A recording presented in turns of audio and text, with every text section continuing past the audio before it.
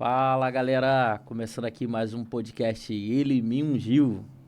E deixa eu falar algo pra vocês, né? Já nesse início aqui, se você tá procurando aqui um podcast que seja uma aula teológica, não é esse o lugar. Se você tá procurando uma aula de EBD, também não é aqui. Mas se você procura um local onde você vai ouvir, né, acerca de experiências, histórias, e sim, vai conter sim um pouco daquilo que podemos dizer que é teologia, vai conter também um pouco daquilo que podemos dizer que seja um pouquinho daquilo que aprendemos na EBD. Esse é o local para você continuar. E hoje eu quero falar para vocês que temos um convidado especial aqui, tá? Um convidado muito especial, né? Só para você entender, eu acredito que você já tenha assistido os nossos outros episódios, mas se você não assistiu, o que é o Ele Me Ungiu?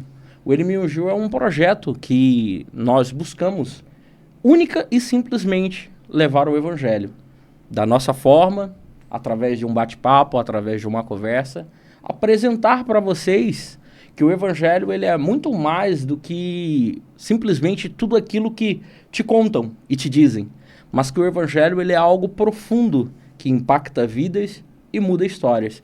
Então hoje eu quero aqui apresentar para vocês o nosso convidado, que é o pastor Naldo. Show de bola! Ô, Glória! Fala, meu amigo! Muito obrigado por esse convite aí, irmão. Opa! Me sinto honrado mesmo. E sou difícil, tá? Não é agenda, né? Que a maioria das pessoas fala, agenda não é agenda. Eu sou difícil, assim, de ceder a convites. Mas você é um cara muito especial para mim, então... Tá? Amém, amém. Não é que eu seja muito ocupado, não, né? Mas é porque realmente eu sou um pouco meio... me resguardo um pouco. Porque tudo que eu falo gera polêmica, então eu prefiro me... Mas vamos que vamos, estamos aí. E hoje, será que vamos ter polêmica aqui? Ah, não sei, rapaz. Depende do condutor, né? O condutor que vai dizer tudo. O condutor é que vai dizer tudo. Então, assim, para você que está assistindo, né?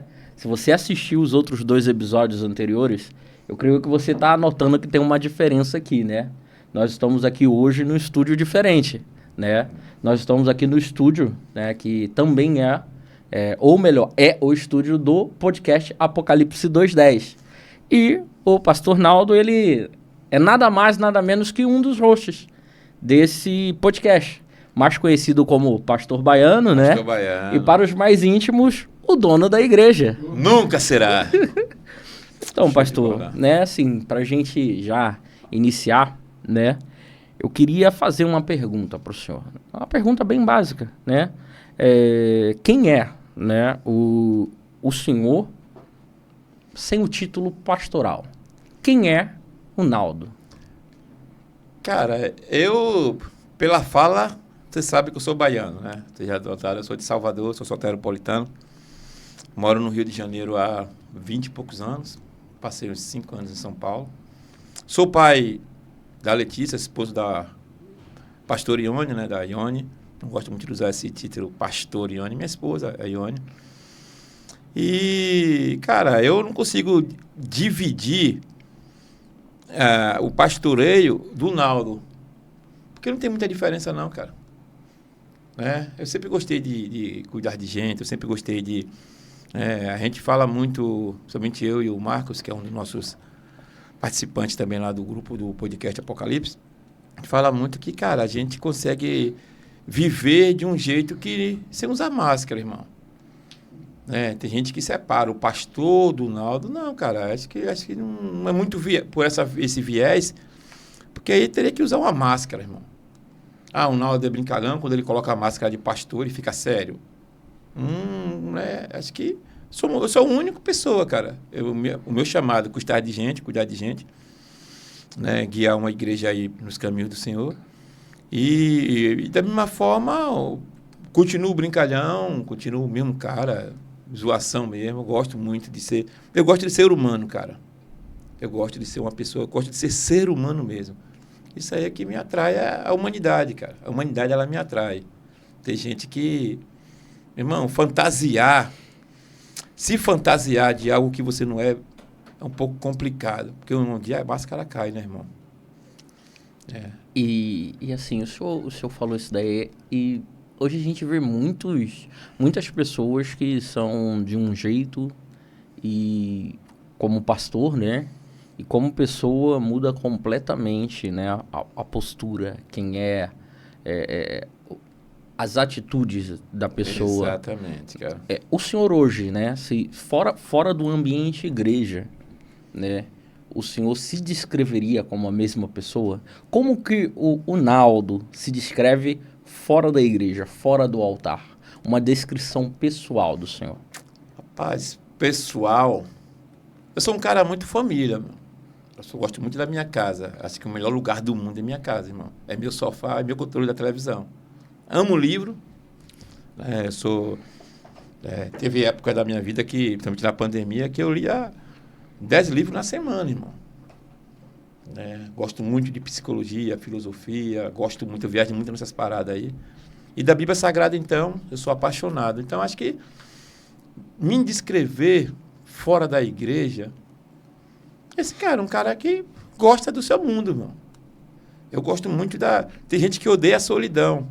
Eu gosto no meu cantinho, né? Tiver um cafezinho, uma garrafa de café, que eu sou dependente de cafeína, né? Um cafezinho, um bom livro. Eu vivo bem, cara. Acho que a diferença é essa, que no púlpito, na igreja, você convive com várias mentes pensantes ou não pensantes, né? Tem gente que não pensa. E você sozinho, você é sua mente mesmo. Eu gosto de estar sozinho, olhando pela minha janela, Eu gosto da paz do meu lar, eu gosto de estar sozinho. Eu acho que a diferença é essa. O Naldo gosta muito da sua privacidade. Eu gosto muito mesmo. Entendeu? Eu gosto de ser um cara... coloco muita coisa na internet, pautada naquilo que eu acredito, mas a minha vida pessoal mesmo, dificilmente você vai ver na rede social, irmão. Então, a pergunta ela vai muito por esse sentido, né? Assim, primeiramente para apresentar quem é o senhor para o público, né? Mas também porque estamos acostumados a assistir lá o podcast, né? São vários episódios onde o senhor, né, traz as convicções do senhor pautadas na Bíblia, pautadas nas Escrituras, né? A gente vê muito, né, a desenvoltura, né, a alegria do senhor, mas a ideia aqui é saber quem é o Naldo justamente no íntimo, né? Quem é a pessoa Naldo, como o senhor falou, que não se separa do pastor Naldo, né? São as mesmas pessoas. E já nessa resposta do senhor, a gente já consegue, né, ter uma noção de que não existe essa separação, né? O Naldo, ele vai ser sempre o Naldo, independente daquilo que o senhor está executando. E eu tenho algo particular meu que eu gosto muito de entender, né, das pessoas, como foi o processo, né, de conversão de cada um, né? O primeiro contato real com o evangelho. Eu sou, vamos colocar assim, não fascinado, mas eu gosto de compreender esse processo, porque esse processo ele fala muito sobre os primeiros passos da pessoa, mas também sobre aquilo que é construído depois. Porque se o seu, né, processo de conversão é um processo raso, né, dali por diante, se você não fizer algo para que você mergulhe, para que você se aprofunde, né, o teu caminho vai ser totalmente raso. Mas quando o teu processo de conversão ele é profundo, muita coisa acontece dali por diante. Eu conheço pessoas que tiveram um processo de conversão surreal, pessoas que a família inteira odiaram, pessoas que, assim... Como foi o processo de conversão do pastor Naldo? Ou melhor, do Naldo, né? Pastor só foi depois. Depois. Paz, eu vim... O Naldo cristão, o Naldo pastor, ele veio de um suicídio, né, cara? O meu irmão, ele, mais velho do que eu, alguns anos, ele se enforcou em 2008, se eu não me engano, 2008. E ali começou, eu entrei naquele processo de depressão, né? Bebi ainda nessa época. E eu comecei, toda vez que eu bebia, cara, eu entrava num mundinho que não era legal, né? chorava o tempo todo e eu não aceitava muito isso. E a minha esposa, a minha cunhada, ela se converteu, minha filha bebezinha mesmo, muito pequenininha. A minha esposa, ela se converteu numa Assembleia de Deus, tá, gente? Que as pessoas acham que a gente não gosta da Assembleia, né? Mas eu tenho raiz assembleiana, dentro de uma Assembleia de Deus, lá em Santa Cruz, aqui na Zona Oeste do Rio de Janeiro. E aí minha esposa iniciou, comecei a caminhar e até a minha conversão, a minha aceitação foi uma coisa meio surreal, cara, porque eu me lembro do culto, o pastor ministrou uma palavra e eu gostei da palavra, né? Aquela palavra eu encontro o que eu estava vivendo naquele momento, né? Aí ele fez o apelo, eu não fui, todo mundo esperando que eu fosse, a igreja esvaziou, fiquei sozinho dentro da igreja. E quando saiu todo mundo, eu fui lá e falei, cara, me apresenta esse cara aí, irmão, esse Jesus aí que tu tá falando aí, quero ver esse cara aí. E ali eu entreguei minha vida. De lá pra cá, você teve muita dificuldade? No processo da caminhada não, Dioguinho. Por causa de quê? Porque eu acredito muito que a conversão é algo consciente, irmão. Eu preciso entender o que é se converter. Muita gente se converte na emoção, né? Naquele ritual, tá todo mundo indo lá na frente, eu vou também. Não, eu me converti conscientemente do que eu queria para a minha vida. Eu não queria mais aquela vida que eu tinha. Ele, cara, se esse cara aí, se Jesus está falando, tem uma nova vida para mim, é essa vida que eu quero. Ali eu deixei minha vida para trás e caminhei. A dificuldade que eu tive foi largar algumas coisas, algumas práticas que eu tinha dentro de mim, como pornografia, masturbação, né? Bebida eu larguei primeiro antes de me converter. E esse processo de libertação, ela foi, né, até hoje, como eu sempre estou falando aqui no podcast, quando eu falo no podcast lá, é que tem coisas que a gente vai carregar até a volta de Jesus, irmão. Tem coisas que eu sou liberto. Meu irmão, tenta fazer a primeira vez para tu ver. Não tem jeito, cara. Se eu tiver qualquer toque, meu irmão, dentro daquele coisa que eu sou dependente, eu caio. É por isso que o apóstolo Paulo escreve lá, dizendo que aquele que está de pé, cuide-se para que não caia. Ele está dizendo o seguinte, meu irmão, nós temos a propensão de cair. Então, se cuide para que não caia. Vigia. Que a gente inicia o seguinte pensamento, a gente tem que orar. Não, a gente tem que vigiar. A orientação de Jesus foi vigia e depois ora. Não, mas eu prefiro orar. Então, todo mundo que quer levar a vida de oração carregando pecado, um dia cai, irmão. A gente tem que vigiar. E aí, a caminhada foi. Mas uma coisa que, dentro dessa pergunta tua aí, que me atraiu foi a palavra, irmão. Eu sou apaixonada por ela. Sou apaixonado. E logo nos primeiros meses eu me matriculei em seminário, fui buscar uma ministração que eu nunca me esqueço, foi o cara falando da multiplicação dos pães. E ele desceu do altar, aquilo mexeu com a minha estrutura. Quase 20 anos isso, irmão.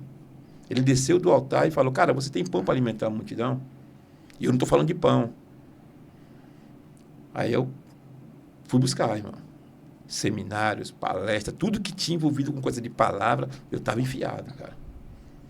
Eu não cheguei hoje, depois de quase 20 anos, aonde eu estou, não foi à toa não, cara. Eu busquei conhecimento bíblico. Mas vocês sabem? Não, a gente nunca vai saber tudo. Mas a base que eu tenho hoje, né, é uma base que me livra de ser influenciado pelas falsas doutrinas, irmão. Então, hoje eu olho para o Naldo e todo o processo que eu passei, e continuo passando, né, cara? Porque nós somos seres em construção. Nós não somos... você vê que o Paulo, ele dá a seguinte orientação de que aquele que é fiel, que começou a boa obra, ele vai terminar, ele está concluindo, ele é fiel para concluir a boa obra que ele iniciou em cada um de nós. Então, eu estou em obra, cara. Todos nós estamos em obra. Não existe ninguém dentro do Evangelho que já chegou à sua autossuficiência. Não tem como. O Evangelho é crescimento, é renúncia todo dia, é crescimento. Então, a gente nunca está pronto. Né? Pega isso aí, você de casa. Se você acha que você já está pronto, está enganado. Tá? A gente ainda não está pronto, mas a gente está sendo preparado para aquilo que Cristo quer que a gente seja ou aquilo que Cristo quer que a gente faça. Esse aí é o meu principal ponto de partida, irmão. Entendeu? Então, o senhor falou, né, acerca, né, desse processo, do que o senhor viveu e tal. Em algum ponto desse processo, o senhor entendeu que existia um chamado para a vida? Muito se fala de chamado hoje em dia, né? Uhum. Mas o chamado, ele vai além de tudo que está sendo falado. O chamado, ele é algo que parte também de uma convicção daquilo que Deus não só, né, coloca no nosso coração, mas também nós temos a convicção de que desejamos executar aquilo. Em qual momento que o senhor entendeu que existia um chamado na vida do senhor? E mais, né? Além de o senhor entender que existia esse chamado, o senhor chegou a resistir a isso? Ter alguma resistência, medo, alguma coisa assim do gênero, quando o senhor entendeu que existia um chamado pastoral para a vida do senhor? Cara, assim, dentro dessa tua pergunta, pertinente, como diz o nosso sábio Frank Fricks, que é o nosso produtor lá do podcast, dentro desse pensamento, cara, eu acredito muito que muito antes do chamado tem uma missão. Né? A gente fala de chamado, mas esquece. Todo mundo quer ser chamado, mas muito poucos querem cumprir a verdadeira missão do Evangelho. E eu entendi a missão. A minha missão é fazer com que pessoas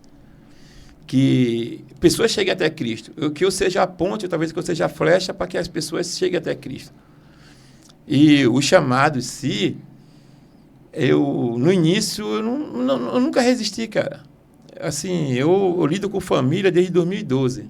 Sou ministro de família, casado para sempre, casamento de família, paz para toda a vida, curso de noivo. Então, eu tenho não vou dizer um currículo, tenho essa base. Eu sempre cuidei de gente, cara. Sempre gostei de gente. Acho que a coisa que mais alegra o coração de um pastor é ver uma família restaurada, irmão. É ver pessoas firmes na presença. Cara, acho que é muito gratificante. E é isso que o apóstolo Paulo, lá aos Filipenses, ele fala isso, né? Acho que a melhor alegria de alguém que um dia se converteu é ver outro se convertido. E a gente sabe de onde Deus nos tirou e a gente quer ver que as pessoas saiam também do lugar em que elas estão. Então, acho que o chamado pastoral, ele não nasce, cara, ele vem contigo, mano. Né? Porque tem diabo, eu acho que você já nasce com aquilo, irmão. Né? Você já nasce com aquela essência assim, de querer cuidar de gente, querer. Tem gente que é pastor e não cuida de ninguém, cara. Né? Tem gente que é pastor por causa do título e porque a honraria que o título dá. E isso não é pastoreio. Pastoreio é cuidar de gente, cara. Eu falo muito, tem gente que fala, cara, tu é muito bobo, irmão. Eu durmo com o telefone na beira da cama, cara. Já teve época de eu sair de casa 1 hora da manhã, 2 horas da manhã, para estar no UPA cuidando de gente. Há um mês e pouco atrás, eu passei o dia todo dentro de um cemitério, dentro de um... Por quê? Porque esse é o pastoreio que eu conheço. É cuidar de gente, irmão. É abrir mão da sua vida por um momento para cuidar de alguém. Se você não tem esse chamado de... Não, porque tem gente que quer ser pastor. Mas, gente, junto com o pastor tem uma missão, cara. Junto com o chamado pastoral tem uma missão. E a missão é muito mais do que um título. Tem uma missão para você cumprir. Ah, não, mas eu quero ser pastor, mas não quero a missão. Pô, irmão, não dá, não encaixa. Entendeu, Diogo? Não encaixa. O chamado, ele vem junto com a missão. O mais importante é a missão, cara. Antes de eu te formar no ventre, eu te constituí profeta às nações. Jeremias. Ou seja, tu já era profeta, mas antes eu tinha uma missão para tu, pô. Te constituir profeta às nações, irmão. Você é profeta, você vai às nações falar do meu amor, falar do meu conserto. Aí depois vem o chamado, cara. Hoje pela manhã, né, o senhor falou um negócio do desejo de cuidar de vidas. Hoje pela manhã eu estava conversando com meu cunhado justamente sobre isso, né, sobre a questão das vidas que estão lá fora, porque assim, me deixa muito triste eu olhar para pessoas que deveriam ser exemplos, né, pessoas que tomam títulos, né, como uma posse e não como um chamado, né, e fazem desses títulos um ganha-pão, né? Não era, né, necessariamente, não era isso que eu queria falar, entrar agora, mas fazem disso como um ganha-pão e vidas padecem, né? Pessoas morrem, né? Muitas das vezes espiritualmente e fisicamente, porque a morte espiritual vai gerar um problema emocional, porque toda a mágoa gerada naquela pessoa, né, dentro do evangelho, vai começar a corroer e matar ela aos poucos Raiz de fisicamente. amargura, isso aí. E é triste ver que existem pessoas que estão ali para ganhar dinheiro e não têm esse sentimento, esse amor pelas vidas. Nunca conheceram de fato esse amor, né? Que Jesus diz que nós precisamos ter pelo próximo. E isso é triste. Quando o senhor fala pô, que tem esse desejo, essa vontade, isso reacende dentro de mim e do povo que está assistindo a ideia de que ainda existem aqueles que de fato desejam fazer o correto, né? Desejam fazer aquilo que está escrito, desejam pregar e ministrar o evangelho. Porque hoje é difícil, a verdade é essa, hoje é muito difícil. E assim, eu falo isso, né, e eu já comentei com algumas pessoas, né, todas as vezes que eu tive aqui, eu sempre vi, né, e senti, e nas conversas que a gente tinha, né, eu entendia, né, essa essência ainda, né, essa essência no Senhor, que eu creio que é uma essência eterna, porque é o desejo, né, que arde dentro de alguém que ama.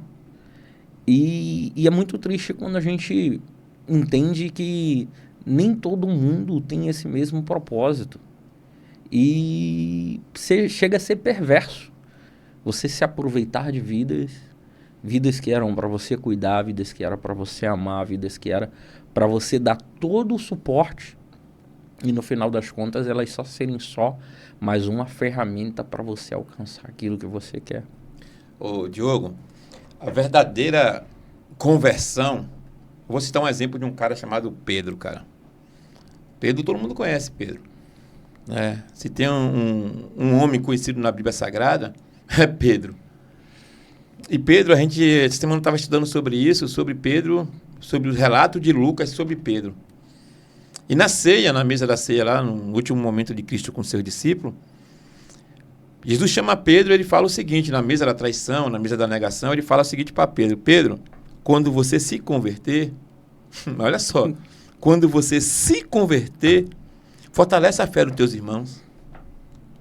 Olha só, o cara estava na mesa, ceando com o mestre, estava andando com o mestre e ainda não era convertido, irmão. Aí vai citar uma coisa interessante, que quando Jesus morre, ressuscita e ele volta, ele tem um encontro com Pedro maravilhoso, Jesus questiona Pedro sobre o amor, cara. Isso que arrebenta qualquer um. Porque a gente está lendo a Bíblia, gente, como um livro religioso e não como um livro de instruções. A Bíblia, eu sei que a Bíblia ela tem a parte dela espiritual e eu amo essa parte espiritual, mas a gente está negando a parte humana da Bíblia. Jesus tem um encontro com Pedro e ele fala: Pedro, tu me amas? 3 vezes Jesus interroga Pedro sobre esse sentimento que Pedro disse que tinha pelo mestre. Na 3ª vez, Pedro se irrita, ele fala: tu sabe de tudo, tu sabe que eu te amo. A orientação de Jesus: se tu me ama, Pedro, cuida dos meus pequeninos, cara. Estou indo, mas estou deixando você para cuidar. Então, Pedro ele só se converte quando ele passa a cuidar de gente, cara. Na minha visão, é essa. Tu se converteu, Pedro, agora cuida. Porque tem muita gente que não é convertida, irmão. Verdade. Tem gente que está dentro da igreja há 30 anos como pastor e ainda não é convertido porque não aprendeu aquilo que Paulo aprendeu, irmão. A suportar o mais fraco, a tolerar o pensamento contrário. Paulo, se você pegar a história de Paulo, Diogo, tu vai ver que Paulo, ele, na religiosidade dele, farisaica, Paulo ele perseguia os cristãos por não entender a verdade. A verdade, o que os cristãos eram. Paulo ele nunca atravessou a rua para saber o que um cristão sentia. Ele queria aprender porque pensava diferente dele, irmão. E a religião, ela faz isso. A religião, ela diz que o cara é convertido enquanto o cara nunca foi. A religião, ela cria uma máscara. É por isso que Jesus, gente, ele, no Sermão do Monte, se eu não me engano, ele fala sobre isso. Ele fala que conheceríamos a árvore pelo fruto, irmão. É pelos frutos que você conhece. Atitudes, né? Tipo assim, cara, tu conhece alguém que ama pela atitude do cara. Eu não conhecia, cara. Verdade. Mas a primeira coisa que eu faço é dar um abraço. Por quê? Porque ele já faz parte da minha vida, irmão. O encontro dele comigo hoje quer dizer que, cara, pode ser que a gente não se veja mais, mas criou um vínculo por causa de quê? Porque o amor já foi despertado ali, cara. Então, eu acredito no amor dessa forma.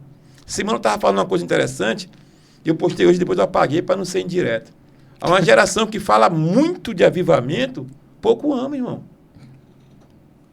Né? E o avivamento começa pela gente. Gente, começa por mim. Se você me perguntar o que é avivamento, eu vou dizer. Para mim, o avivamento é uma explosão de amor, cara. Uma igreja que ama, ela é viva. Por que a igreja precisa se avivar? Porque o amor está aí. Não tem como eu falar de avivamento se eu não amo. Se eu não vivo Mano, o básico, que é o básico, é o básico do evangélico. Cara, um novo mandamento vos dou. Ameis uns aos outros. Quando vocês amarem uns aos outros, verão que vocês são meus discípulos. Não, mano. A gente está em divisão, está em litígio. A gente não suporta mais o que pensa diferente. Né? O cara chega na igreja hoje porque o cara vem cheio de... Não, esse cara eu não quero perto de mim. Dentro da igreja, irmão. O que mais a gente vê, além, né, de brigas internas pequenas, né, são brigas de placas. Né? E o senhor falou algo interessante, né, que é sobre o relacionamento de Jesus e Pedro, né? Que, assim, vamos entender a equação de que Jesus era o discipulador, né? E Pedro era o discípulo. Jesus teve uma importância muito grande na vida de Pedro, né? E nessa caminhada do Senhor, né? Quem foram as pessoas, né? Existiram pessoas que foram importantes, muito. Pessoas que fizeram parte desse processo e foram colocando as pedrinhas ali para que o Senhor pudesse chegar hoje aonde o Senhor chegou, né? Pessoas que ajudaram o Senhor a pavimentar esse caminho. Cara, eu vou te falar, Diogo, que todos ajudaram, cara. Todos ajudaram. Tanto os mau caráter como os de bom caráter, cara. Todos ajudaram, mano. Né? A vida era didática, cara. E a vida cristã, mais ainda. Você vai passar pessoas na tua vida, irmão. Às vezes a gente se sente como um Frankenstein, né? Frankenstein é um monstro criado com um pedaço de gente. E o evangelho é nada mais, nada menos que isso, para a minha visão. Você vai passando, pessoas ruins passam na tua vida, irmão. Pessoas boas passam, pessoas ruins te ferem, pessoas boas te curam. Então, acho que todos eles que passaram foram fundamentais para formar o caráter que eu tenho hoje. Eu não consigo hoje agir de mau caratismo como muitos fizeram comigo no passado. Eu continuo fazendo, eu não consigo. Não. Então, tudo é uma base para o teu crescimento, cara. Davi foi forjado através de Saul. Né? A perseguição de Saul, tudo que Saul... Davi foi forjado através de Saul, cara. Jesus, ele foi forjado... Os discípulos foram forjados por Cristo pelo caráter de Cristo. Ou seja, a gente tem um poder muito grande de influenciar, tanto para o bem como para o mal, irmão. Então, as pessoas que passaram pela minha vida, todas elas deixaram alguma coisa dela em mim, cara. Né? Mas tiveram pessoas, eu vou citar aqui o Marcão, da Renata, né? A gente está um pouquinho afastado devido a essa correria, mas foi um cara que foi primordial. Ele pegou a minha família, cuidou. Eu estou falando, gente, que eu fui assembleano, né? Nasci na Assembleia, e assembleano, a maioria deles é assim: Deus vai te usar muito nessa terra, irmão. Se prepara que Deus tem um mistério contigo. Só que quando Deus começa a te usar, aquele que falou começa a querer te derrubar, irmão. Pois não, eu falei, mas não falei brincando. Deus, né? E esse cara, ele protegeu minha família, cara. Sofreu muito, ele guardou minha família aqui, protegeu eu, minha esposa e minha filha. Só depois que a gente ficou sabendo que ele estava passando por processo na igreja apenas para proteger a gente. Então, foi um cara que foi primordial na minha caminhada. E teve outras pessoas que me seguiram aí. Aprendi muito. Hoje eu estou com uma equipe muito legal lá no podcast também, que são pessoas maravilhosas também, que fazem parte da minha história também. Então, tem muita gente boa aí, cara. Eu não conseguiria, de forma nenhuma, dizer uma pessoa só. Mas tiveram pessoas muito importantes na minha vida, né, que me trouxeram até onde eu estou hoje. Assim, o senhor contando, né? Passa um filme também aqui na cabeça, porque o evangelho, né, a nossa vida, né, sem as dificuldades que aparecem, né, ela parece que nós não seríamos completos se essas coisas não acontecessem. Exatamente. O senhor estava falando aí, né, que aprendeu com as coisas boas e com as coisas ruins. alguns anos atrás, eu passei por uma situação muito complexa para mim. Coisas de igrejas, né? E aquilo me feriu muito. Muito, muito, muito, muito. Eu tava muito ferido, fiquei um bom tempo, uns 6 meses ferido, mas muito ferido. Só que hoje, quando eu olho para trás, eu olho para aquela situação e eu falo, cara, isso me ensinou muito. Muito. E o principal ensinamento que as atitudes ruins nos apontam é, eu não devo fazer isso. Exatamente. Isso é algo que eu não posso fazer. Por que que eu não posso fazer? Porque eu senti na minha pele. E isso é interessante porque a gente... E assim, é claro, vão ter feridas, né, que são profundas e vão demorar mais a serem, né, tratadas. Vão existir outras... Mas todas essas feridas, desde o início da caminhada, o senhor falou sobre né, proteção, né? Eu também lá no meu passado eu vivi uma situação que eu fui apontado por ser amigo de alguém, né? Dentro de uma igreja, essa pessoa se desliga e tomei muita pancada, né? Sem saber o porquê, na verdade. Então são coisas que você vem trazendo e você para assim, você reflete, você fala, isso me fez crescer muito. Isso me amadureceu, a palavra, porque crescer dá uma impressão, né? Isso me amadureceu. E eu acredito que na vida do senhor, né, como o senhor falou, né, foram tantas coisas boas e ruins que isso vai gerando, né, a maturidade. Uma casca, né? Essa casca. Ô, Diogo, eu aprendi, é uma frase que eu uso muito, eu gosto, cara. O amor, ele nos faz vulnerável. Porque as pessoas vão te ferir, mas você não pode deixar de amar porque alguém te feriu. Não pode. Então você não sabe quem você tem que amar. Eclesiastes, ele fala isso, continua lançando. E assim, o interessante é que quando essa ferida vem, a primeira postura que nós temos é de tenho que mudar a minha forma de agir. E quando você vai para o que de fato te norteia, que é a palavra, você fala assim, cara, não, eu tenho que continuar sendo como eu sou, porque é isso que a palavra diz. E isso é interessante nas nossas vidas como cristão, é porque isso tem que ser o nosso diferencial, né? Cara, tu falou uma coisa essencial sobre a palavra.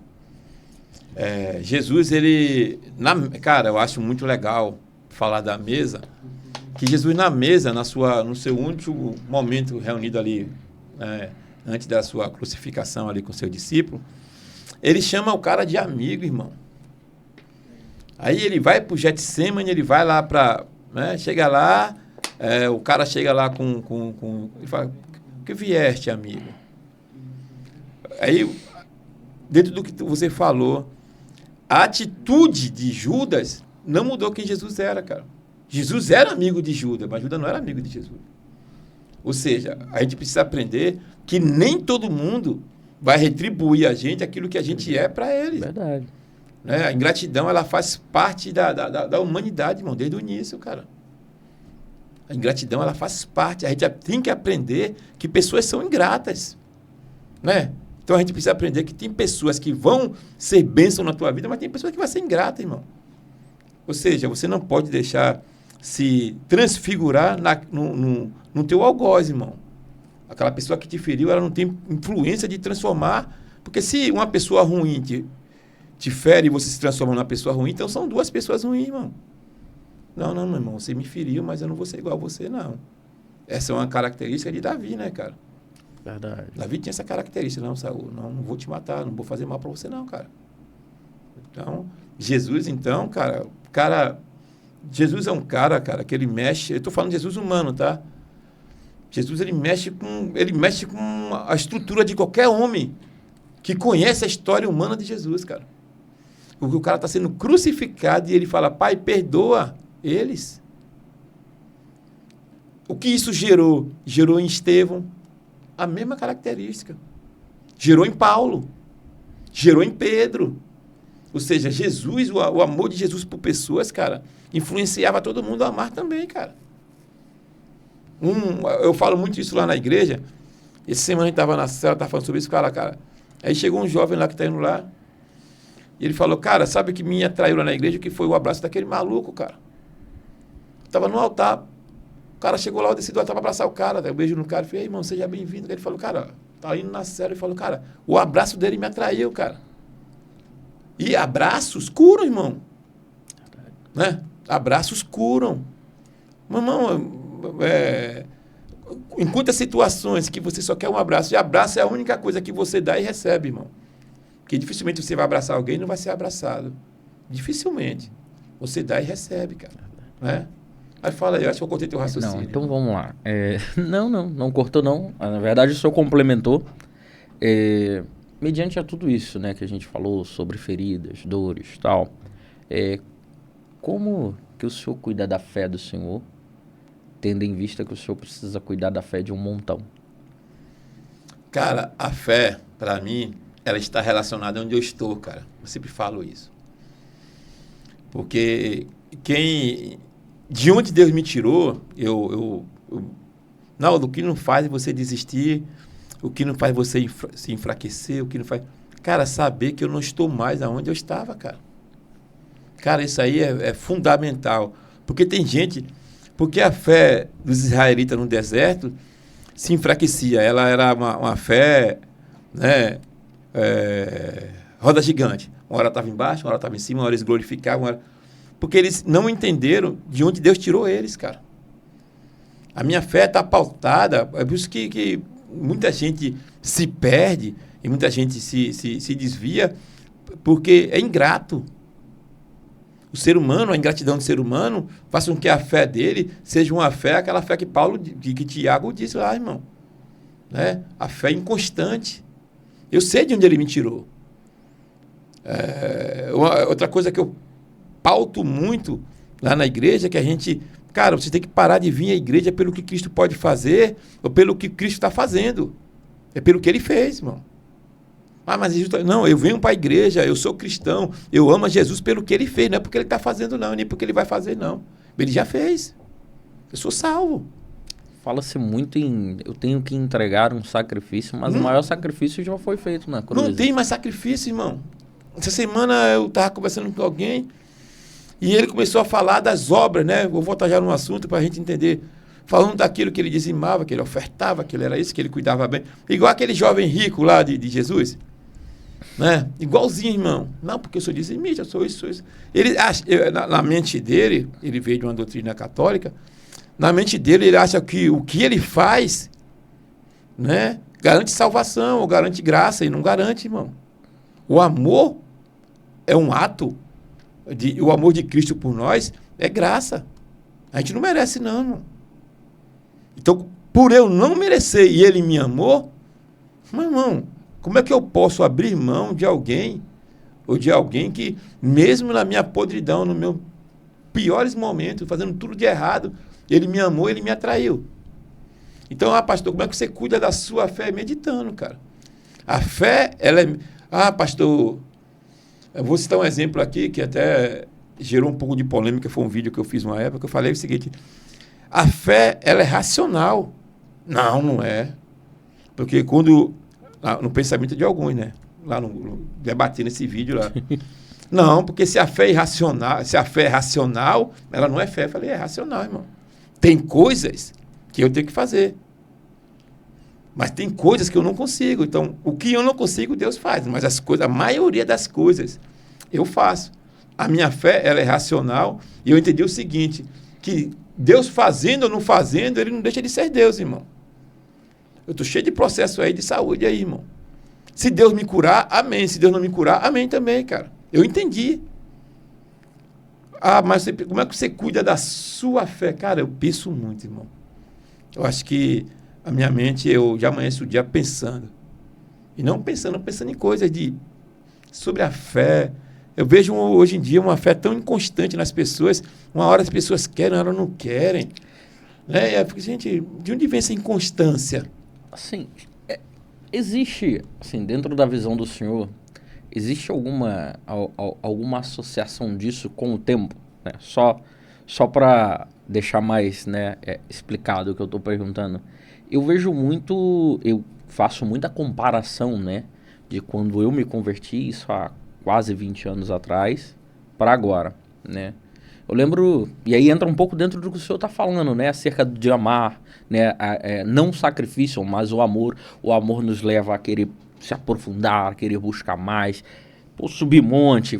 O amor vai te levar, não por obrigação, não por sacrifício, ele vai te levar a querer ter um relacionamento maior, né? E eu uso, às vezes, quando eu vou falar sobre isso, eu uso o exemplo da pessoa que tem, por exemplo, uma namorada, né? Ele quer se relacionar mais, quer estar mais tempo perto, quer conversar mais, quer dialogar mais, quer vivenciar mais tempo junto.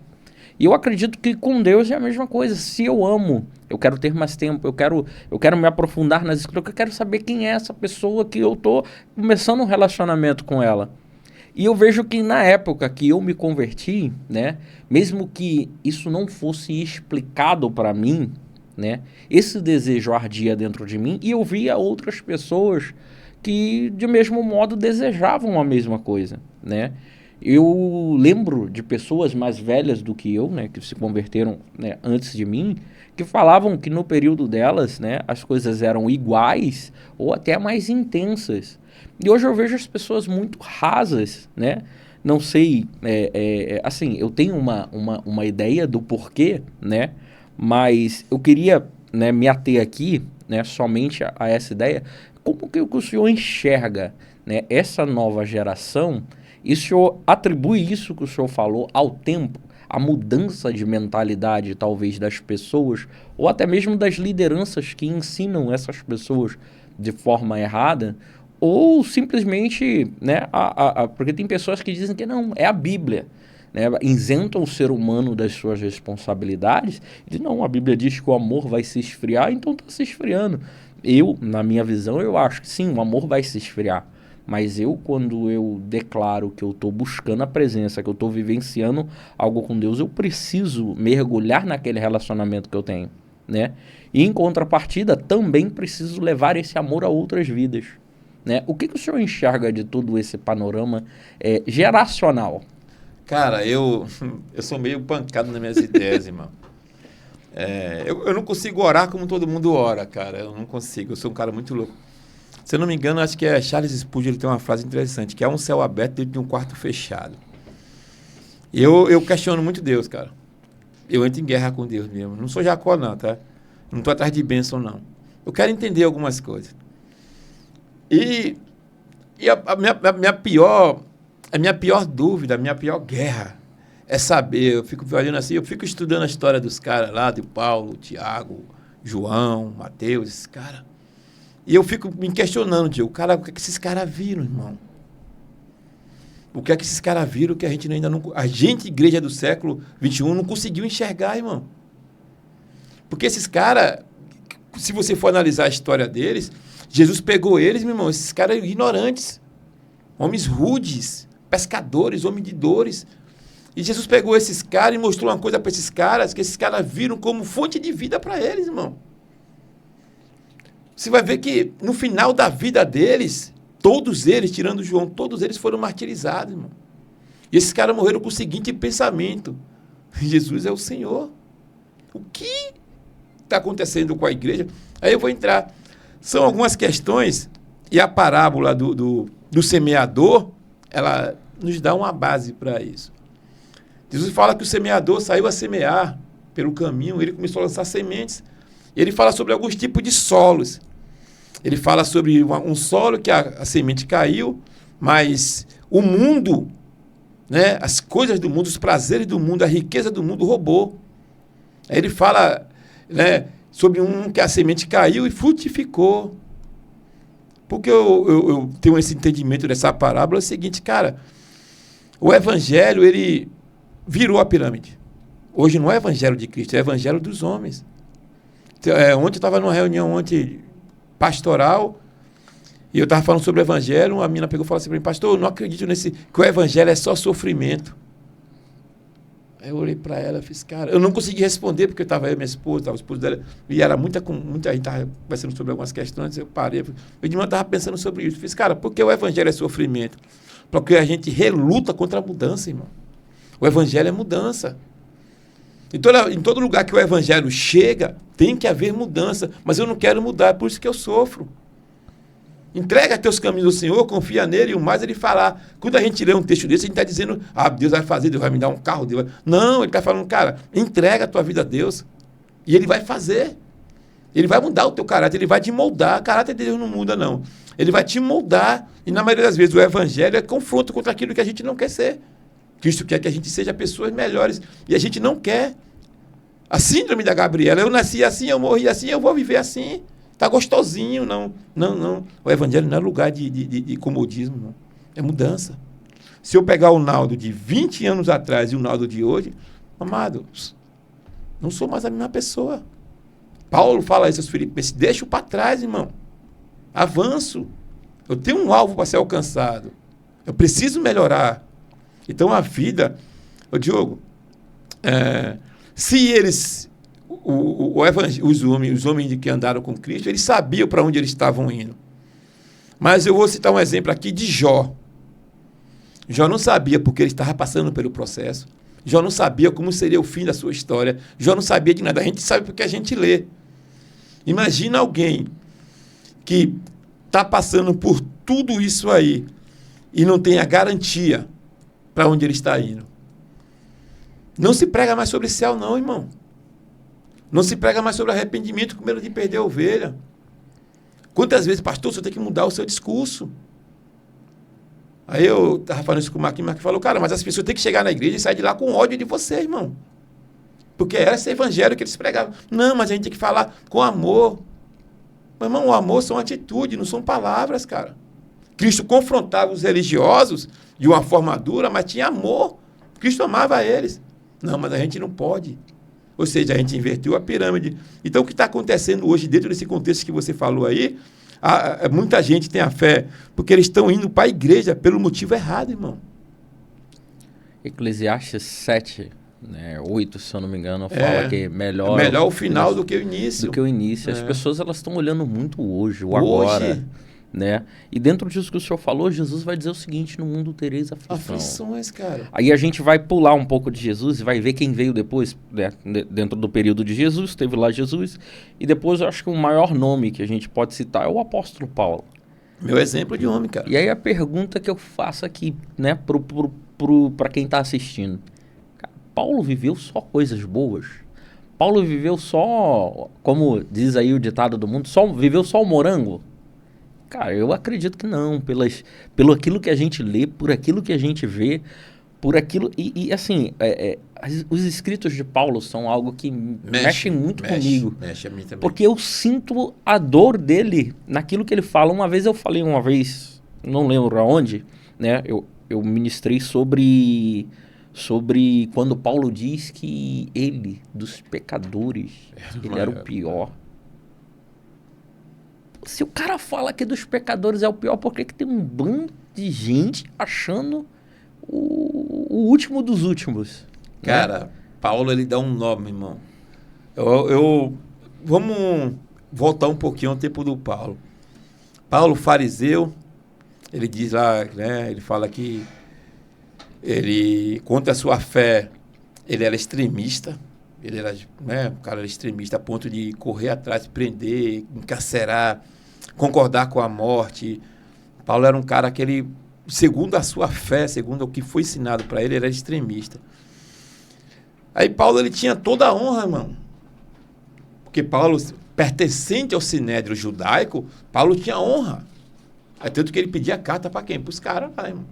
Então Paulo tinha honra. Aí Paulo se converte. Acho interessante que ele fala que tudo que ele era, quando ele conheceu Cristo, passou a ser esterco, fezes. Ou seja, o amor de Cristo me... Aí tu fala uma coisa que me chamou a atenção. Paulo, ele fala o seguinte, o teu amor me constrange. Aí, cara, que amor é esse que me leva para o cárcere, que me faz ser apedrejado, eu fico fugindo para não ser morto, apenas por amor de um cara que eu perseguia antes, agora eu amo esse cara, e esse cara me levou a situações que ninguém quer passar. Ou seja, Paulo fala, o teu amor me constrange. Né? Porque se o Senhor morreu por todos, todos morreram. Ele está dizendo, Paulo está dizendo o seguinte, cara, nós temos que morrer igual Cristo morreu, irmão, amando. Então, o teu amor me constrange, Senhor. O amor que me lançou no cárcere, o amor que me fez, né, ser apedrejado, o amor que me fez andar no meio de feras, como ele cita lá em Coríntios, o amor que me fez passar fome e padecer necessidade.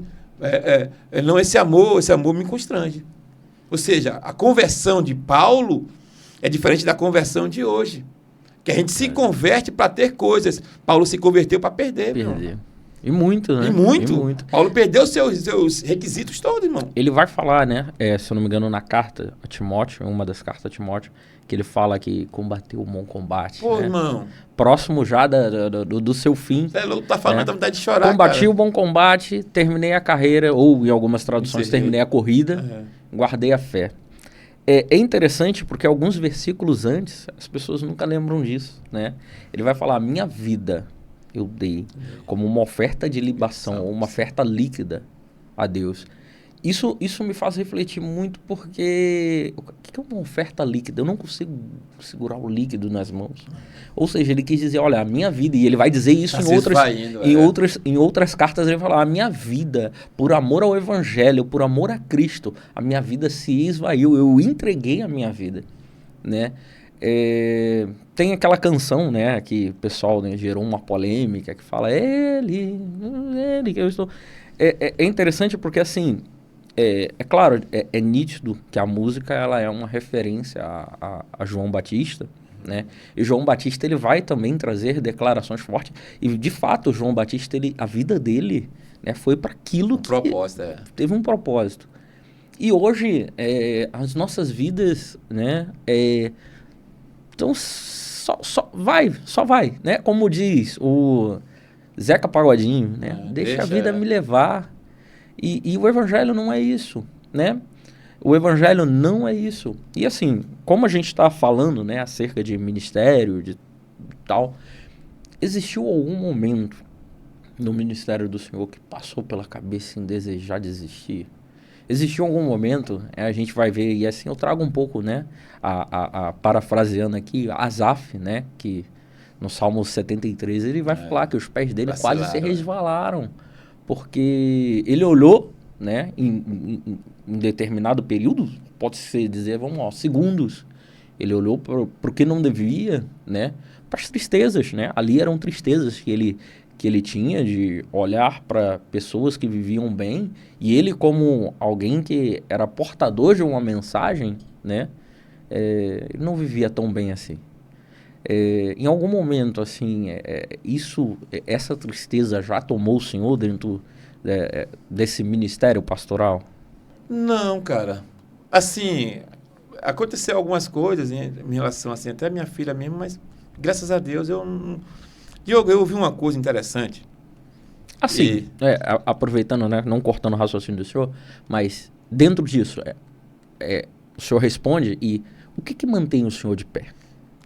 Amor, cara. Me lembro que eu estava conversando com um pastor e eu estava vivendo uma crise existencial muito grande. Cansado, né, cara? Que o chamado em si, ele é cansativo. Eu estava conversando com ele, cara, ele parou, estava subindo... Lá em Santa Cruz, estava subindo um lugar, se eu seguro assim, uma ladeirinha. Aí ele parou, ele ficou meio, pô, pastor, eu tô cansadão, irmão. Ele olhou para mim e falou, Rinaldo, deixa eu te falar uma coisa. Se você parar, muita gente para. Se você desistir, muita gente desiste. Eu parei, olhei para ele assim, meu olho cheio de água. Pensei, entendi, cara. Por quê? Cara, é triste quando você abre as redes sociais e você vê pessoas, principalmente casamentos, cara, assim...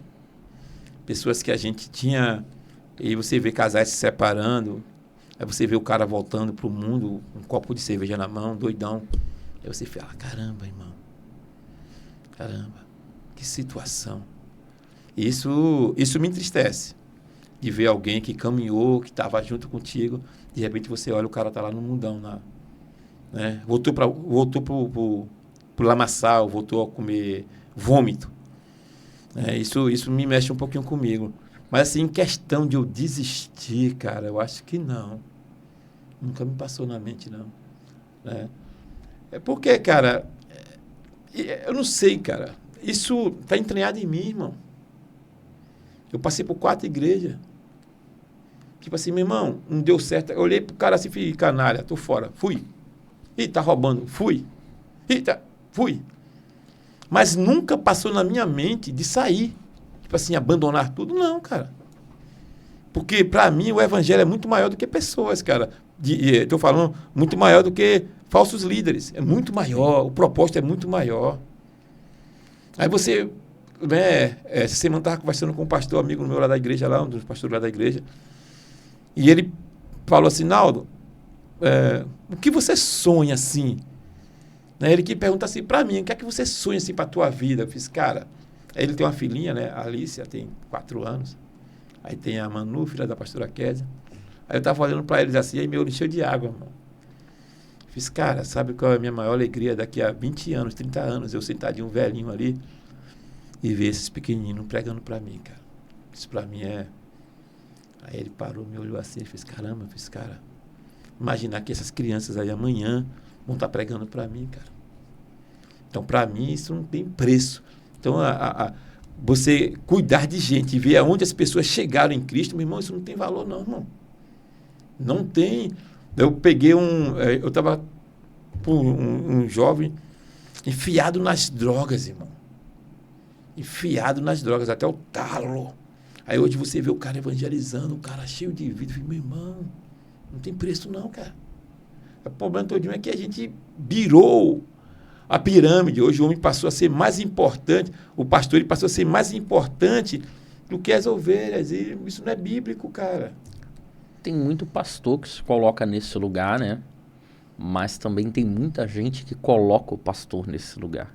E o problema, foi isso que ele estava falando aqui antes da live. Hoje eu descobri, essa semana eu estava conversando com o presbítero Marco, né, que é um dos integrantes do podcast Apocalipse, e eu estava falando assim, cara, hoje eu descobri, depois de muito tempo, o porquê esses caras se dão bem. Final de ano, meu irmão, pensa num povo que quer honrar o pastor. E se o cara não tiver um coração, ele se perde. Falei, cara, eu estava falando, cara, eu ganhei 2 tênis, cara.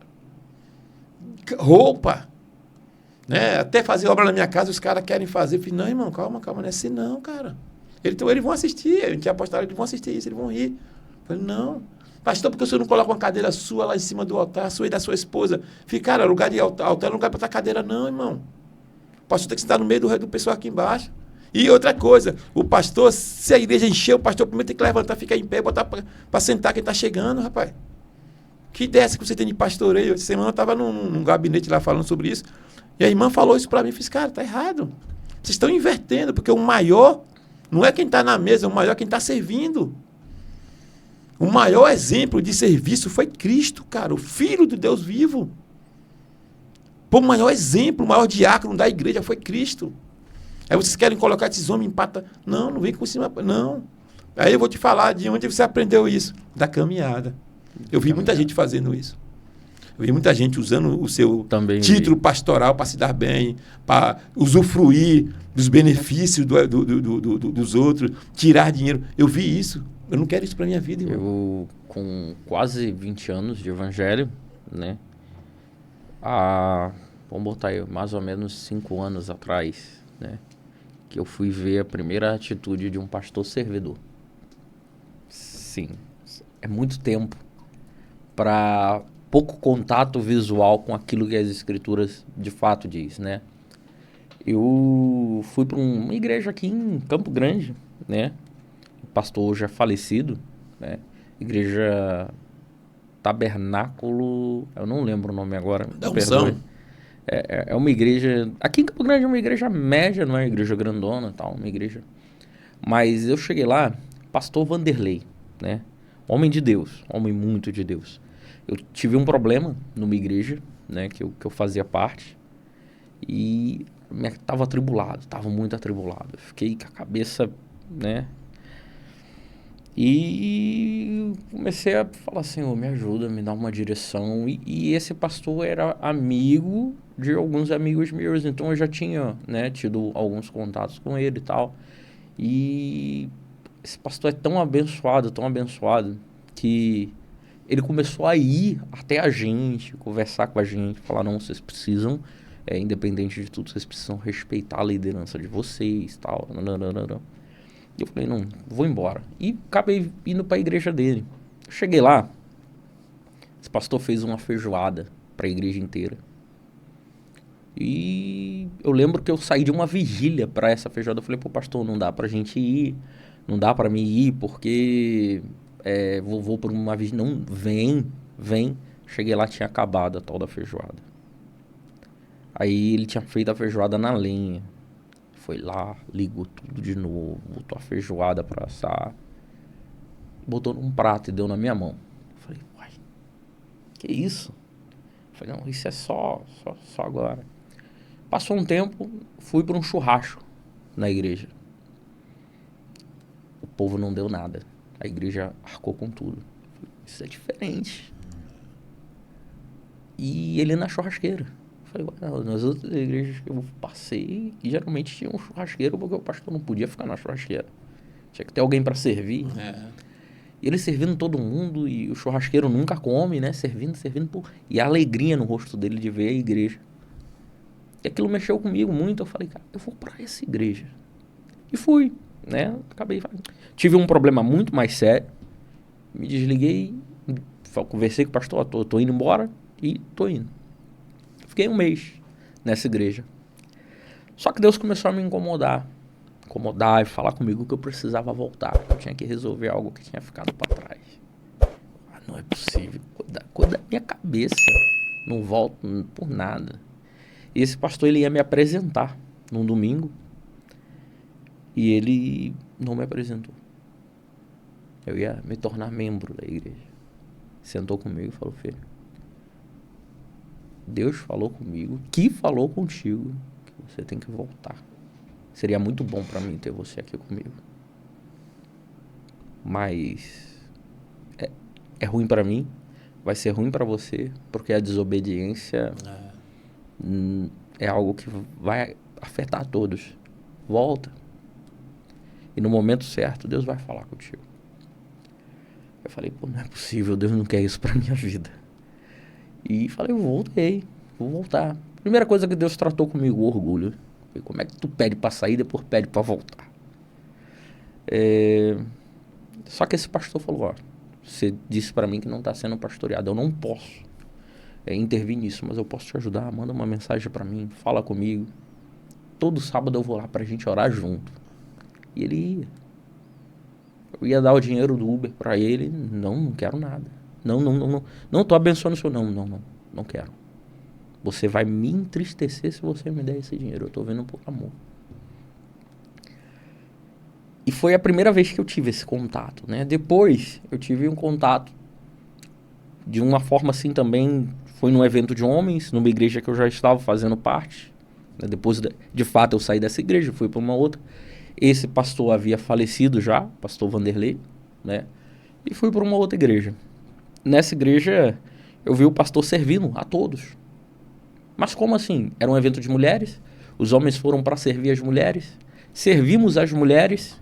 Quando acabamos de servir as mulheres, não, senta aí, todo mundo vai sentar. Eu vou servir vocês. Então são coisas que a gente não vê hoje, pastor. São coisas que a gente não costuma ver, porque os líderes, eles querem ser servidos. Exatamente, cara. Né? E isso é muito triste, porque o senhor fala muito isso no podcast, né? O senhor, o Marcos também. O primeiro que tem que servir é o pastor. O pastor, ele é chamado para servir. Cara. Né? E a Bíblia vai nos pontuar isso. Paulo era um cara que ele mexe com a estrutura de qualquer ser humano, irmão. Cara, ele teve realmente um encontro com Cristo. Paulo fala que os que merecedores de honra são os que estão chegando, não é vocês que estão, não. Olha só. Quando ele fala do corpo, ele fala os merecedores de honra são aqueles membros mais fracos. Não é o pastor. Isso é uma coisa... Aniversário da minha esposa foi sexta-feira. E no domingo... E no sábado eu tinha saído com ela, estava em algum lugar com ela, com a Letícia, com a minha filha. E aí mandaram mensagem, pastor, vai fazer uma coisa para a pastora? Eu fiz, cara, não sei. Vê aí o que você pode fazer aí. Não, a gente vai fazer uma vaquinha aqui. Aí fizeram a vaquinha lá no grupo dos homens, eu peguei e mandei o meu Pix. Falei, cara, tô mandando minha participação aqui, comprar um refrigerante, pá. Tá. Eu acho que é interessante isso, que hoje você como um conhecedor do Evangelho, não das Escrituras, do Evangelho, você vai ver que você precisa desconstruir na mente de algumas coisas, na mente das pessoas, essa honra exagerada. Tudo foi no domingo, foi ministrado, a ceia, tudo isso. Falei, gente, chama aqui a minha esposa, chamei ela, fiz, pastora, ora aqui pela Ione aqui. Aí eu expliquei, falei, cara, eu venho de igrejas que o culto todinho é para honrar a pastora. Então, eu vim disso. Né? Ela sobe no altar e todo mundo fala uma frasinha. Chama as crianças, cada um fala uma coisa para a pastora. Fiz, cara, aqui não. A honra aqui é dele. Se ela está viva, a honra é dele, não é dela.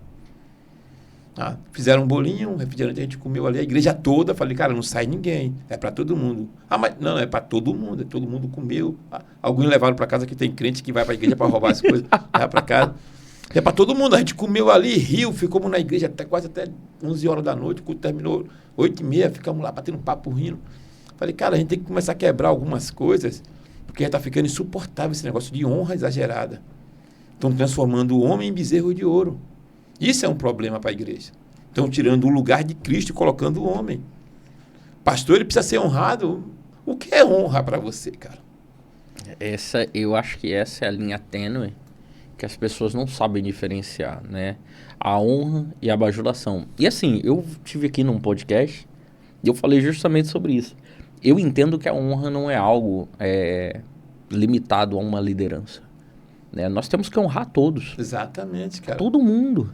Eu tenho que honrar pessoas que de alguma forma participaram da minha vida, me fazendo coisas boas. Às vezes a gente vai honrar até quem nos faz coisas ruins. Essa é a verdade. Né? O problema é quando a gente transforma isso em algo particular, peculiar e especial. E aí torna-se bajulação. Né? E quando a gente fala de honrar uma liderança, eu acredito que honrar uma liderança não é dar coisas. É verdade, cara. É respeitar aquela liderança. Exatamente. Né? Porque quando eu dou coisas, eu estou bajulando. E eu ainda vou por outra vertente nessa aí, Diogo. O respeito, ele é uma via de mão duplas. Sim, sim. Né? Tem pastor que quer ser respeitado, mas ele não respeita ninguém. No podcast que eu tive aqui no debate, eu falei sobre isso, né? Que as pessoas, elas querem respeito, mas elas não se dão respeito e nem respeitam os outros. Exatamente, cara. Então, assim, eu sou um pastor...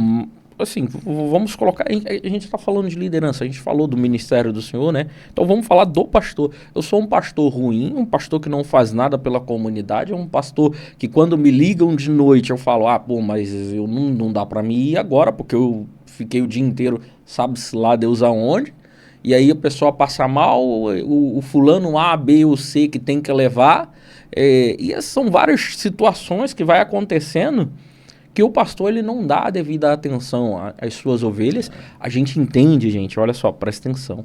A gente entende que existem excessos. Porque quando qualquer tipo de liderança, seja até uma liderança profissional, dá abertura para as pessoas, o ser humano às vezes abuso, folgado. Né? Mas tem coisas que é o básico. O básico. E esses líderes não cumprem. Né? Esses líderes não honram pessoas e eles querem ser honrados. E aquilo que a gente falou assim, o líder honrou, eu dei uma cesta básica para fulano de tal. Isso não é honrar. Se aquele fulano de tal está necessitado, está precisando, obrigação. Isso é o mínimo que você pode fazer como um pastor. Se a igreja tem essa cesta disponível, é o mínimo que você pode fazer. É uma obrigação. Né? A Bíblia fala para cuidar dos necessitados. Exatamente. A gente usa muito a questão das viúvas e dos órfãos. Quem são as viúvas e os órfãos da atualidade? É verdade. São os necessitados, aqueles que não têm por si próprio a força para poder lutar. Né? Não têm a dignidade de alcançar algo. Então eu começo a dar o suporte que aquelas pessoas precisam, mas não é porque eu sou bom. Não é porque eu estou honrando. É porque, no mínimo, é a minha obrigação. Entendeu? Então, assim, não, mas eu dei, agora eu preciso ser honrado. Não, é uma via, como o senhor falou, uma via de mão dupla. Ô, Diogo, essa semana, cara, assim, eu falo com muita gente, cara. Eu estava conversando com um amigo meu, o pastor Roberto, ele é psicólogo. E eu estava falando sobre o porquê que a igreja brasileira, ela se divide tanto, irmão. E a gente está conversando, eu fiz, cara, sabe de onde, por quê? Por causa da honra. Porque as pessoas, eu sou de uma igreja, e essa igreja tem um pastor presidente, que eu odeio esse termo, cara, pastor presidente. Aí o cara coloca o nome dele no banner, a foto dele da mulher. Cara, eu odeio isso, irmão. O dono da igreja. O dono da igreja. Aí quem tá ali, aí tem o segundo vê esse cara ser honrado tanto, que ele também quer ser honrado. Aí você vê o problema da honra exagerada sobre uma liderança, é que isso gera divisão. Todo mundo quer ser honrado. Então, vou derrubar o presidente e vou tomar o lugar dele. Eu quero ser honrado também, pô. Aí começa as picuinhas dentro da igreja. Por quê? Porque aí o cara vai, derruba o outro, ou ele sai e leva um montante com ele. E esse montante... Só que ele sai de lá, em vez de ele mudar, não. Ele continua com as mesmas práticas daquele outro, querendo honra. Aí, dentro desse lugar que ele chega, a igreja vai crescer, vão passar rasteira nele, porque o outro também quer honra. Então, é uma coisa... Porque se você mostra o que é o chamado pastoral mesmo, meu amado, não teria tanto pastor aí não, irmão. Todo mundo quer ser pastor para ser honrado. Mas para fazer o papel pastoral, não quer não. É o que tu estava falando. Então, por que tem divisão dentro da igreja? A igreja nascendo todo dia. Eu não sei... Tem a estatística de quantas igrejas nascem por dia no Brasil. Mas a igreja ela já nasce debaixo de divisão, irmão. A cabeça é bendita, mas a raiz é maldita. Entendeu? Verdade. A raiz é maldita porque é raiz de divisão. Ah, não, mas você saiu de uma igreja e abriu. Não abri igreja não, a igreja nasceu, irmão. O senhor falou uma vez, quando eu vim aqui, sobre que o senhor não tinha medo, né? De tirarem, efetuarem, né? Uma rebelião e tirarem o senhor de lá. E aquilo ali é interessante, porque muitos líderes, né? Têm medo. Não só têm medo, como brigam, matam um montão por causa disso, porque precisam daquilo ali. Aquilo ali meio que valida, né, o ego de cada um. E o senhor falou aquilo, eu fiquei pensando assim, eu falei, caraca, sabe? Geralmente, eu já ouvi, né, alguns pastores falar que guerreiam até o fim, porque aí eles fazem a analogia do bem e do mal, né? Porque o mal não pode prevalecer e tal. E quando o senhor falou aquilo ali, eu fiquei pensando, eu fiquei analisando, eu falei, é verdade. Porque se Deus colocou e Deus permitir que de fato façam, porque Deus permitiu. Qual o processo disso, cara? O cara aí vai entrar nessa vertente do pastor presidente, o dono da igreja. Cara, isso é maldito, irmão. Isso é um câncer. Isso se alastrou pelo não é o evangelho de Cristo, pelo evangelho dos homens e invadiu as igrejas. Isso é um câncer, irmão. Eu sou pastor presidente. Tem que me obedecer. O dono da igreja. Isso é lá no podcast Apocalipse, a gente usa isso como uma sátira, irmão. E tem gente que gosta, tá? Então, cara, é uma coisa muito, muito, muito surreal isso, porque o pastor, ele não é pastor da igreja. Ele está como pastor, irmão. Quando eu entendi, cara, que a igreja ela não é minha, e as ovelhas daquela ali não são minhas, eu descansei. Não, porque eu tenho que... Cara, a igreja está ficando bonitinha, irmão. Essa semana eu estava conversando e fiz, cara, quem vai assumir depois de mim, eu não sei. Meu papel é deixar ela... Né? Então, cara, quando você perde o medo, tu vive em paz, irmão. Mas se tiver uma rebelião, Deus permitiu, a igreja é dele, cara. É só eu fazer o que é certo. Né? Vou citar um exemplo. Pastor, o que é certo? Cara, eu tenho que continuar servindo. Porque nascem as divisões, cara. As panelinhas.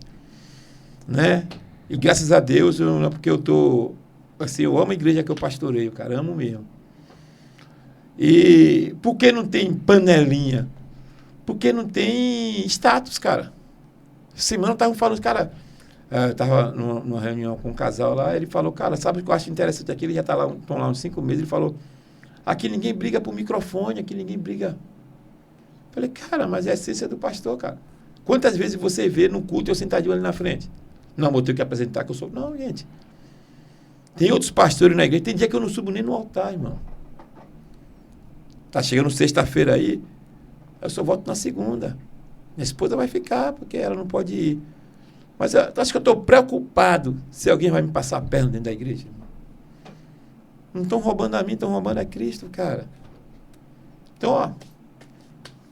Ou seja, quando a gente tem a convicção não é minha, de cara. que a igreja é nossa, a gente também tem a convicção de que o roubo não é no nosso bolso. Não é no meu bolso, cara. Vai ter que prestar conta com Cristo. O que é que eu vou fazer? É o cara, irmão, vou sair, vou procurar um lugar para eu congregar, pegar minha família. Fica aí, irmão. Fica. Aconteceu isso comigo, cara. Aconteceu, a igreja veio parar na minha mão. Falei, não quero, entreguei, pô. O Frank é testemunha disso, cara. A igreja é montada, o melhor som, tudo. Veio parar na minha mão, não quero, irmão. Ah, mas por quê? Porque eu não quero. Quando o projeto Gênesis nasceu com 6 pessoas, cara. Tá lá, quase 60. 2 anos. Vai fazer 3 anos agora, se eu não me engano. Tá lá. Mas a consciência que eu sei que aquilo ali não é meu. Nada ali é meu, cara. Nada ali. Eu não posso tirar um prego dali porque não me pertence. Ah, mas o senhor que fundou? Não, cara. Eu não tenho essa visão. Ah, porque eu fundei, tem que passar por mim, para minha filha. Não. Hereditário. Não é, gente. A igreja é de Cristo. Ele vai colocar lá quem ele quiser colocar. Então eu descanso nisso. Eu não tenho nenhuma preocupação com isso, irmão. Isso tudo vai ferindo pessoas, né? Toda essa movimentação que se faz nos bastidores, né? Líderes, pastores, né? Ego, essa ideia, né? De que a igreja ela é uma empresa, né? E que a importância maior não são pessoas, né? Mas o que rende, né? Números, tudo isso vai machucando pessoas. E assim, o que o senhor teria para falar para essas pessoas que estão machucadas, essas pessoas que estão feridas, essas pessoas que, por muito, né, de repente não estão, né, distantes, a palavra correta não seria distante de Deus, mas não abandonaram Deus, não falaram assim, não quero mais Deus, mas não conseguem estar dentro de uma igreja porque viveram coisas que fizeram ela desacreditar da instituição. Não de Deus, mas da instituição. O que o senhor teria para falar para essas pessoas? Cara, eu citei uma coisa muito interessante, se não foi aqui no podcast, foi em algum lugar que eu falei. Ah, eu amo Cristo, mas eu não quero contar com a igreja. Isso é um grande perigo, cara. Por causa de quê? Porque a igreja, ela é a noiva de Cristo. Se eu quero ter relacionamento com Cristo e não quero com a igreja, pô, como será que Cristo acha de mim em relação a esse relacionamento que eu quero ter com ele? Não, eu quero o Senhor, mas não quero a tua noiva, não. Pô, peraí. Então, não tem como eu amar a Cristo sem amar a noiva. Eu tenho que amar a igreja. Não dar a vida por ela. Né? Que as pessoas acham que o pastor tem que dar a vida pela igreja. Não. Quem deu a vida pela igreja foi Cristo, eu não. Eu tenho que cuidar, porque ele me colocou lá para cuidar daquelas pessoas ali. E quando a gente traz para essa vertente que tu falou aí agora, cara, eu acho muito, muito pertinente, como diz lá o nosso querido Frank, né? Para voltar, gente, ainda tem muita igreja séria aí. Muita, não. A maioria... Mas tem muita gente boa aí, cara. Tem muitos pastores bons aí, tem muita gente boa. Procura uma igreja saudável, cara. Não deixe de congregar, como diz lá o escritor aos Hebreus. Por quê? Porque ele está se aproximando. Jesus está vindo, cara. Ele pede para que a gente, o escritor dos Hebreus, lá no capítulo 10, no versículo 25, ele diz assim, não deixe de congregar como muitos estão fazendo. Antes disso, né, estejam juntos, admoestando, exortando uns aos outros, porque aquele grande dia está se aproximando. Cristo está voltando. Mas, pastor, mas como eu posso encontrar uma igreja saudável para congregar? Procura uma igreja perto da Bíblia, irmão. Olha, se o teu líder tem ego inflamado. O que é um ego inflamado? Ele se achar melhor que os outros porque tem um cargo de pastoral. É pelos frutos que você vai conhecer a pessoa. Então, frequenta uma igreja, fique ali. Não vai lá na emoção, lá na frente. Não. Seja racional em selecionar um lugar que você quer colocar a sua vida e a vida da sua família, irmão. Olha o ambiente. Olha como as pessoas se tratam. Não, eu quero ficar... Você falou uma coisa interessante do pastor aí, do saudoso pastor aí. E o cara te cativou pelo serviço. Então tem muitos pastores aí bons, gente. A igreja ela não se deformou.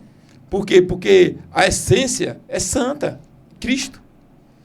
Mas a deformação de alguns homens faz com que a igreja ela seja deturpada na visão de muitos, mas não. A igreja ainda é o melhor lugar para você criar a sua família, você criar seus filhos. É o melhor ambiente que você pode estar. Eu amo a igreja de Cristo, irmão. Amo de coração mesmo. Não daria a vida por ela e não amaria mais a igreja do que a minha família. Entre a minha família e a igreja eu abro mão. Mas minha família está bem, está congregando, está bem, estou junto. Mas se tiver que abrir mão da igreja por causa da minha família, eu vou abrir, irmão. Por quê? Porque antes de Cristo pedir conta da igreja, ele vai pedir da minha família. Aquele que não sabe governar a sua casa, não vai cuidar da casa de Deus. A cobrança está sobre a minha família. Né? Porque Cristo amou assim como eu tenho que amar minha esposa e dar vida por ela, não pela igreja. Então, meu amado, se a igreja ela chega num nível de ferir a minha família, eu estou fora, irmão. Estou pulando fora, não dá não. A igreja de Cristo coloca outra pessoa aqui, Senhor. Entendeu? Então, gente, você que está afastado da igreja, gente, volta. Ah, pastor, mas eu não quero voltar para aquele lugar. Não, procura um lugar legal, cara. É porque vocês querem procurar lugar de destaque. Tipo assim, uma igreja... uma igreja grande, por causa do louvor, ou por causa da estrutura. Mas já parou pensar procurar uma igreja simples, uma igrejinha pequena. Tá ali perto de pessoas ali que vão cuidar de você, que vão dividir suas dores, suas alegrias. A igreja, gente, é relacionamento, irmão. As pessoas esquecem disso. A igreja se não tem relacionamento entre o pastor e as ovelhas que são de Cristo, se não tem relacionamento entre as pessoas, não tem igreja, gente. E assim, tem que deixar claro que relacionamento geram dores. Saudável. Mas, Diogo, Provérbios de Salomão, se não me engano, é Provérbios. Provérbios diz, Salomão, ele cita uma coisa interessante, ele fala que assim, como o ferro afia o ferro, o ser humano afia outro ser humano. Isso aí. Os relacionamentos são para nos transformar, irmão. Sim, sim. E assim, quando eu falo em relacionamento saudável, é porque tem pessoas que veem o lago sujo e falam, eu vou mergulhar nele. E não quer depois sair dali com bactérias. E vai te levar, irmão. Entendeu? Se você vê que você tem uma liderança que quer o relacionamento porque quer algo de você, já cai fora. O relacionamento ele tem que ser saudável. Um relacionamento saudável ele vai trazer dores, ele vai trazer aprendizados, ele vai trazer às vezes afastamentos. Tem pessoas que eu convivi ao longo da minha vida que hoje eu não convivo mais e está tudo certo. Não dá pra sentar não brigou, nada. A gente se encontra, oi, aí, tudo bem? A paz, ou quando não é cristão, boa tarde, bom dia, boa tarde, boa noite. E segue-se a vida. Isso é normal, natural do relacionamento. Só que tem pessoas que ficam ali apoiadas em relacionamentos que só... Tóxicos, né? Isso, a palavra correta. Relacionamentos tóxicos. E tem pessoas que se jogam nesse relacionamento. Como a gente falou, né? A bajulação. Tem pessoas que estão lá, eu quero um relacionamento com o meu pastor. Só que aquele pastor ali, ele está querendo te tirar alguma coisa. Você tem para oferecer? Então ofereça. Mas tem que entender que quando você não tiver mais... você vai ser descartado, né? Então, né, dentro de tudo que o senhor falou, a pessoa tem que olhar, observar, ver como são atitudes. Eu começo a entender a partir de um ponto. A maioria das igrejas tóxicas são dessa forma. O cara chegou com dinheiro... Ele é o cara. Ele é o cara. Com semanas ou dias, dependendo da igreja, ele está no púlpito pregando. Sabe nem a falar, mas está no púlpito pregando. Tem dinheiro? Tá lá. Ou então é um cargo novo criado exclusivamente para ele. Ou então tá passeando para cima e para baixo com o pastor, porque o pastor ele precisa tirar tudo que ele pode. Então se você enxerga isso, cara, você já não precisa mais estar ali, porque você já sabe que aquilo ali não é bom. Então, dentro de tudo que o pastor Naldo falou, avalia. Mas não avalia com a emoção, avalia com a razão. Até porque, aí a gente entra num outro ponto, já pra gente finalizar aqui, né? O horário já se estende. vão existir os narcisistas. E esses eles vão te enganar. E muito. Eles vão te enganar durante um bom tempo, porque eles têm essa capacidade, né, de manipulação. Então, assim, presta atenção, avalia onde você está chegando, avalia como as pessoas estão ali, para que você não venha a vivenciar coisas que, de repente, você poderia ter evitado. É verdade. Né? Antes da gente finalizar, eu queria que o senhor virasse, né, para o povo, já também dando ali, né, as considerações finais do senhor, em uma única palavra, o senhor dissesse para o povo algo do coração do senhor, uma única palavra. Gratidão, irmão. Gratidão. A gratidão, ela move a mão de Deus, cara. Semana eu preguei sobre gratidão lá na igreja, e não gratidão ao pastor, gratidão. Falei sobre mudança e falei sobre a gratidão de você já não estar mais no lugar em que você estava. De gratidão de você olhar que você não está em cima de uma cama no Inca. A gratidão de você ver a sua família de pé. A gratidão de você ver... Olha para o que você está vivendo, e se for um momento adverso àquilo que você quer, seja grato. Né? Paulo escreve aos Tessalonicenses, ele diz: seja grato, dai graças em qualquer situação. Paulo, ele não é narcisista para dizer, não é narcisista para dizer ao ponto de dizer assim, seja grato porque você perdeu alguém, ou seja grato, não, Paulo está falando, seja grato no processo que você está passando. Em qualquer situação a gente tem que ser grato, irmão, porque você já não está mais onde você estava. É interessante que um pastor também falou isso para mim, falou: Aldo, tu quer ser grato? Vai no Inca, irmão. Tu quer aprender a ser crente? Vai no Inca. Lá você vai ver criança sem olho, criança sem boca, criança sem perna, câncer comendo, as pessoas vivem e você está aí cheio de saúde, irmão. Seja grato. São pessoas que nos ensinam. Irmão. Tipo assim, às vezes a gente esquece de ser grato. Eu sou grato porque hoje você me convidou para estar aqui. Isso eu não vou esquecer nunca, irmão. Eu sou grato porque você trouxe um homem de Deus. Eu sou grato pela vida do irmão que está ali atrás da câmera. Eu sou grato, tem que ser grato, gratidão. E gratidão também sobre aquelas pessoas que foram mal na tua vida também. Porque elas te ensinaram algo. Quem um dia fez mal a você, te ensinou algo. Então, seja grato também nisso. Então, gratidão é a palavra que eu expresso para tudo, cara, na nossa vida, irmão. Eu não sei quanto tempo eu vou continuar na Terra, mas enquanto eu estiver na Terra, eu vou ser grato por tudo, cara. Por tudo. Amém. Então, pessoal, né, a gente chega aqui no fim, né, de mais um episódio nosso aqui do podcast Ele Me Ungiu. Eu quero agradecer, né, a sua atenção até aqui. Quero agradecer o pastor, Obrigado. né, por ter aceitado o nosso convite, estar aqui conosco nesse bate-papo. Quero agradecer ao Frank, né, que é o responsável aqui por nós estarmos aqui nesse estúdio. E agradecer, né, acima de todas as coisas, agradecer a Deus. Porque sem ele, nem eu estaria aqui. Então, agradeça a Deus a todos os dias por tudo, né, que ele tem feito pela tua vida. Como o pastor falou, seja grato, né? Seja grato a Deus, porque sem ele, nada podemos fazer. Então, a paz para todos e até o próximo capítulo, o próximo episódio.